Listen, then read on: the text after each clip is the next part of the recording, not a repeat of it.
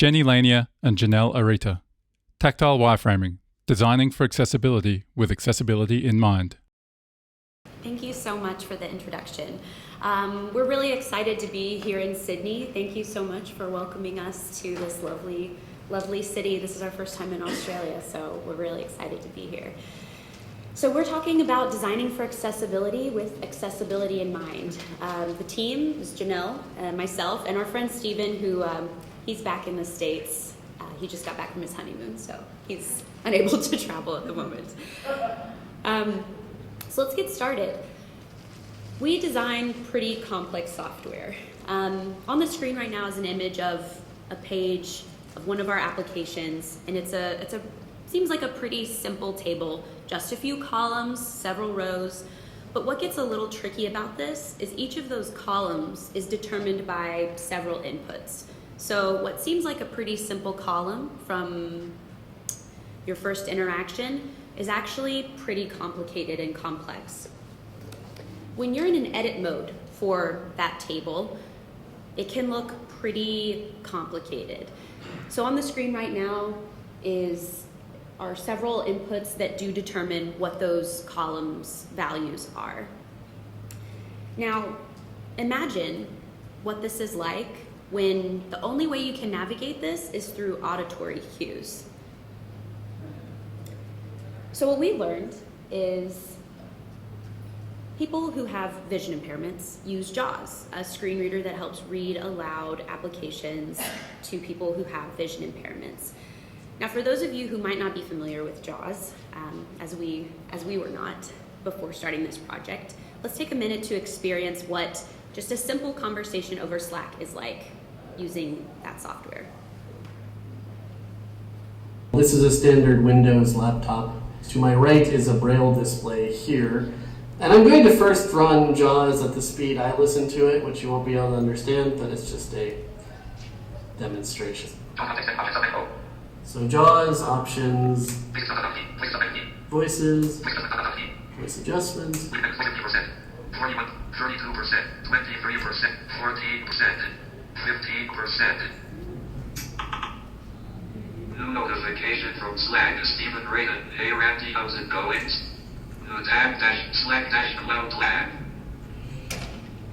Links list docs and Stephen Raiden left parent direct message active 200 highlights. Message in search edit news virtual P server edit left blank message list main region blank edit level 1 message input clickable. So that short clip was about 2 or 3 Slack messages back and forth between our coworker Steven and Randy, who was in the video. Now, for us, it was pretty shocking to experience how difficult it was to follow along with the voice that was reading out what was going on the screen. So imagine what it's like when you have a really complex table like the one that we were referring to earlier and having only those auditory cues to explain those complex interactions. It really blew us away how something that was so complicated visually could actually be even more complicated when you're describing it. So Randy interacted with our tables with JAWS, and he was able to help us understand there were some really significant accessibility violations and issues with what our designs were. Now, he talked to us a lot about being accessible, and we realized we didn't really have a good definition for our team of what that actually meant. So we wanted to come up with kind of a unified definition that we could really sink our teeth into, and that is just the ability of everyone, regardless of disability or impairment, to have access to something. And it's actually really, really important for IBM to be accessible. We, on a very human level, want to make sure that people who do have vision impairments or people who do live with disabilities are able to have a good user experience on our products just as anybody else. On a business line, accessibility also helps us secure really, really big government contracts because there are specific sets of guidelines that you have to adhere to in order to get those. Additionally, making sure we're accessible in our products makes sure that we save time and money in by solving accessibility issues before they are in code and before it would require extensive refactoring. So I want to take it back a little bit to Randy, who we met a little bit earlier in the video. Randy is somebody who really helped us understand a lot about accessibility and how he engages with the world. He's a development manager at IBM, and he lives with blindness. Now, his primary job is being a development manager, but being accessible is very close to home for him because that is something that helps him engage with the world. So we didn't really understand these issues until working with him, and he was able to really explain to us how things were not working for people with vision impairments and how we could try to understand better situations for our users. Now, the issue that we uncovered in our process working with Randy is he does use a screen reader to give us feedback on our designs, but by the time he's able to give us that feedback, our designs have had to have been coded into a live prototype. Now, that's a lot of dev effort, and when a dev team has spent several sprints working on coding a prototype or coding some software, there's a lot of friction in making significant changes later on in the process. So that was a real issue that we encountered working as a team. Now, by the time Randy engaged with that very complex table we saw earlier, it was almost too late to make any major changes. And whatever things that he brought up that were issues, we had to come up with more Band-Aid solutions to get it out the door. And then those larger issues were in the backlog for how we could address those later. Now, excluding valuable input from people with vision impairments, which globally is around 300 million people, due to technical limitations is truly unacceptable, especially for a company like IBM that has a lot of resources and an investment in making sure we have accessible products. So we use this process of design thinking to address this problem and try to find a solution. Now, this talk isn't about design thinking, but in a nutshell, what it is based on 3 principles: focusing on users and their needs, treating everything as a prototype, and co-creating with very diverse teams. We use a process we call the loop, which helps anchor our process of observing a problem, making solutions, observing a problem, reflecting on our observations, making solutions, reflecting on those solutions, and back and forth we go. Now, we had been observing this problem for quite some time, and after that observation, we needed to make a problem statement. So we started our efforts by creating this statement. How can we better incorporate accessibility into the design process so we can enable teammates with visual impairments to provide actionable feedback earlier on in the process? Let's take a look at what we were working with in terms of personas. We created a persona of Martin, which was very closely tied to Randy. And Martin is a development manager. He lives with a vision impairment, but that's not his primary job. His primary job is providing dev feedback to his team. He works with Desi, who is a designer. Accessibility is important to her, but she's unable to get those designs in front of Randy until, unfortunately, a later stage in her design process. And Tanya is somebody who works directly underneath Randy and very closely with Desi. She's somebody who is going to help provide information about what APIs are capable of or the technical feasibility of some of the ideas that Desi might provide. Now, we've included all of these personas because if it doesn't work for one of them, they're not going to use it. And so the solution then won't work in its entirety. Now let's take a look at our as-is scenario of how our teams have been working together, and we can identify issues with that process. So Desi would create some designs, share them with the dev team, and again, they might say, APIs don't support this, or there are some issues with this. Send it back to Desi with some suggestions of tweaks. Desi works on some new designs, sends those back to the dev team for feedback. Almost there, just have a few more tweaks that Desi needs to do in order for it to be feasible for production. And when she sends those over and gets the blessing from dev that this works, this is something we can do, they then code that into a prototype. And that's when Martin, the dev manager, is going to examine what they've done so that he can provide feedback on it, both on their code and on the accessibility of Desi's design.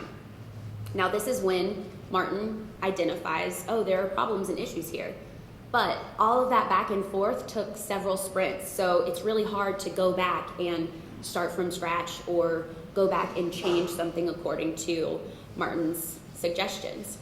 Now, Angel earlier said something that really resonated with us. She said, inclusion is not about bringing people into something that already exists. It's about starting again with everyone in mind.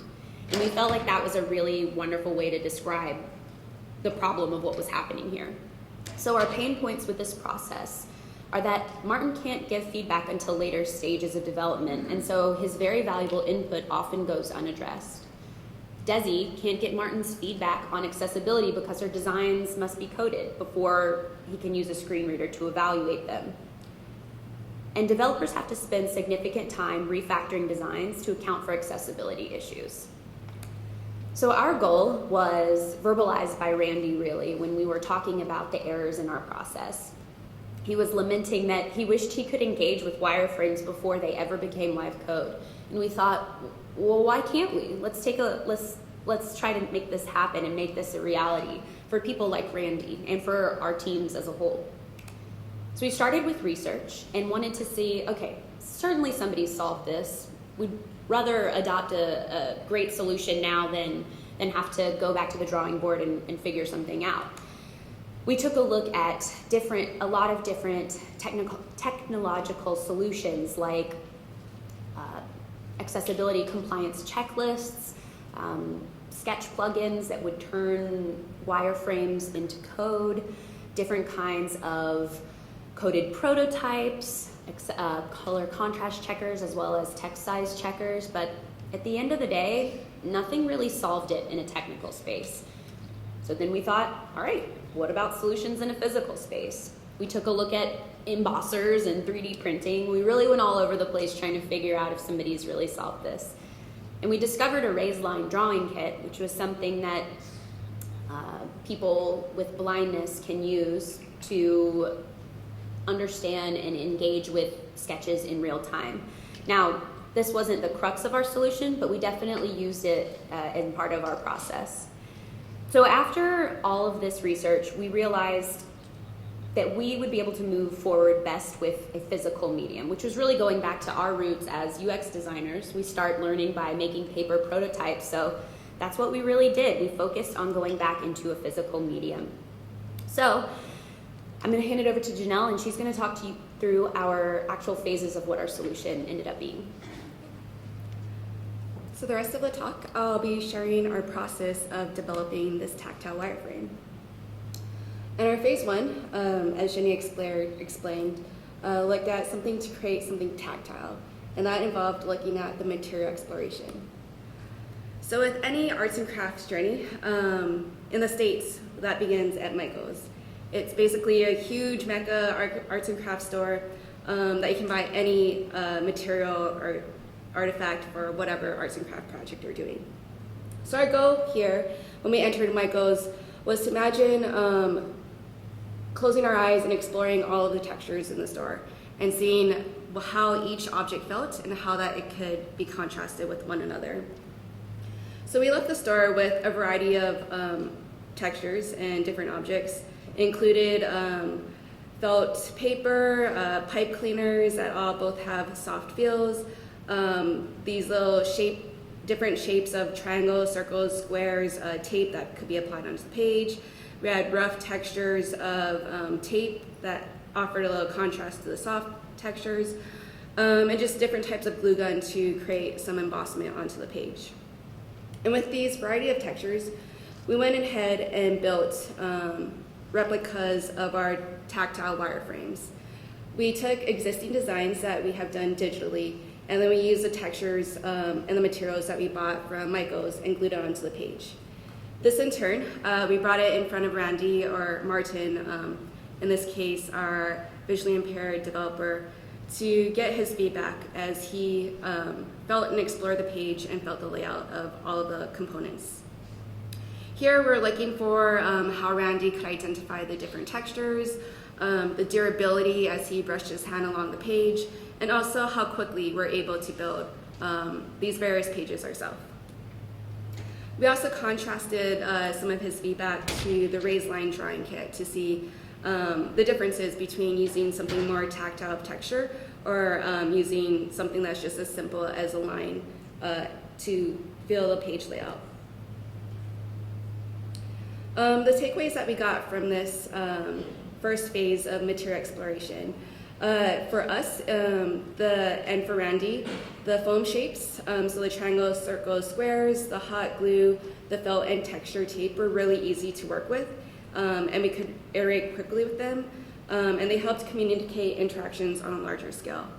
The raised line drawing pad was good for drawing micro details and interactions, so really understanding how many columns, rows are in a table, but in contrast, we thought from the feedback from Randy that the tactile kit was really good for understanding the layout of a page. So the next steps that this led for us was how to create a pattern library with the different explorations that we had. So going back here between Jenny, Steven, myself, and I,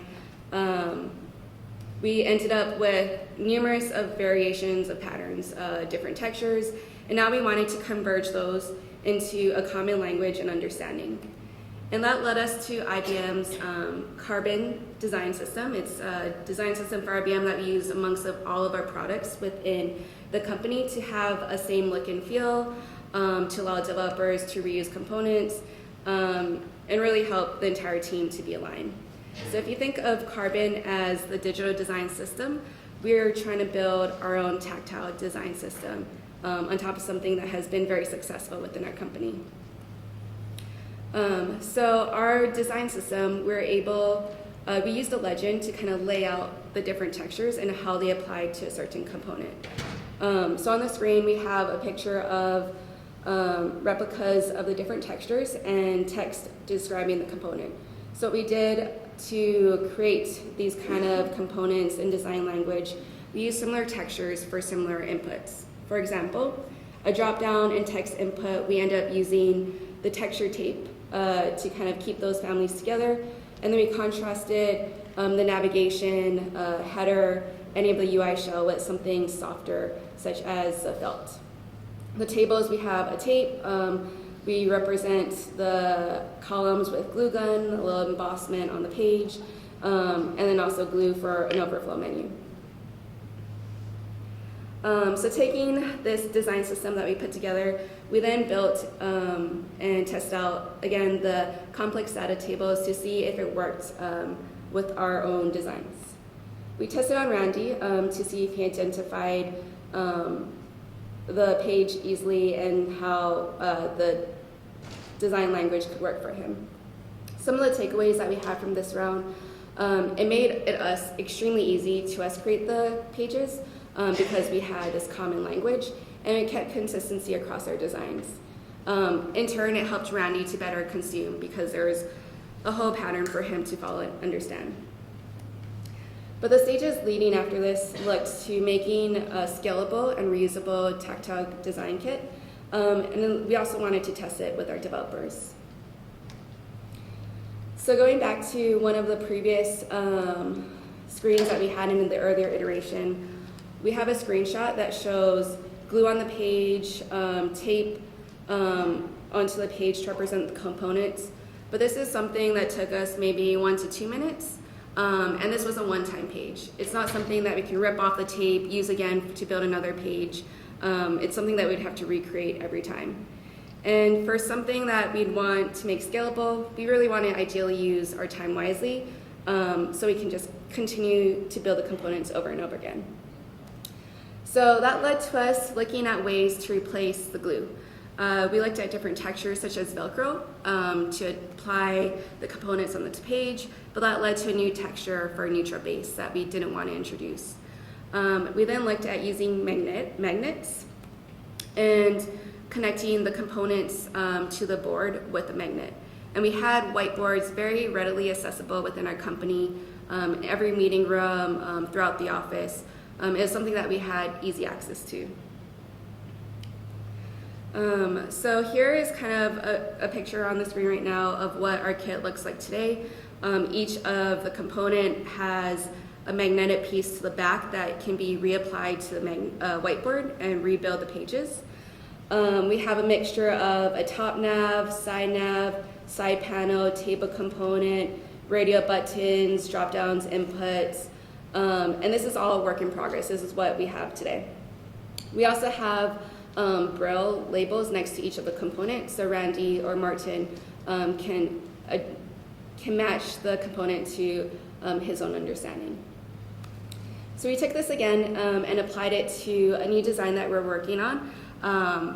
In place of the table and making edits in line, we wanted to look at using a side panel. So in a meeting, this is Michelle. She is a designer on our team using the kit and testing out her side panel designs. We had Randy. We had 3 developers in the room. We had Randy, our sight impaired developer, and we had two sightseeing developers along in the room. And how we did the layout of the room, we had Michelle projecting her designs onto the screen and for the sightseeing devs, and then we also had her build out the pages on the whiteboard for Randy. So it offered an equal seat at the table for everyone in the room. As Michelle walked through the designs, everyone could understand the layout of the page. The feedback that we got from Randy was, or this quote from him, he said, "I feel like I'm finally able to give useful feedback." And this is something that we wanted from day one. We wanted to hear Randy, someone who we valued for his input and a member on the team. We wanted his contribution into our design process earlier on, so we didn't have to build it out and then give it to him for him to use their draw screen reader and then come back to us to reiterate on our designs. So some of the feedback that we got from him during the session for the side panel designs, he provided input of adding breadcrumbs to help with wayfinding. He wanted us to incorporate into the table info on the side panel, since the side panel overlays onto the page itself and hides some of the content behind it. And he was able to provide just general feedback on the delete interactions in the policy. He also provided other feedback looking at disabled or enabled button states, and that led to us recreating various states into our tactile design kit. But the feedback from the disabled buttons, which we didn't know at the time, was that screen readers can skip over a button if it's disabled, and that helped influence our designs before it got taken to development. So large takeaways that we had from this last phase, it really left Randy empowered to provide feedback early on in the process, which is our goal that we were trying to do for this entire project. The kit was able to be scaled. We could quickly reassemble designs in a sustainable and reusable format. And also the whiteboard offered us a nice contrast and texture to the other materials of the components. And we also looked into having a more portable whiteboard so Randy could stay seated at the table rather than getting up and down to the whiteboard. But so where do we go from here after all of these phases? And so going back to the loop of IBM's observe, reflect, and make mode, we are now entering into the observe. So some of the next steps that we would like to do with our tactile wireframing project is to continue to add additional components to the kit as we build through designs. We also want to start testing it with other teams so they can take the kit and use it on their own products. And we also want teams to build their own components and add it into the kit for others to use. This is also really exciting for us to be here. We haven't presented at an accessibility conference before, so we're also looking for additional feedback from other visually impaired people if they want to test out our kit, provide feedback, and hear other thoughts from everyone who's knowledgeable and provide us feedback. But that is all for us. Thanks so much for having us here. We did bring the kit with us, so if you're curious to see what it looks like, play with it, feel free to reach out to us for the rest of the conference.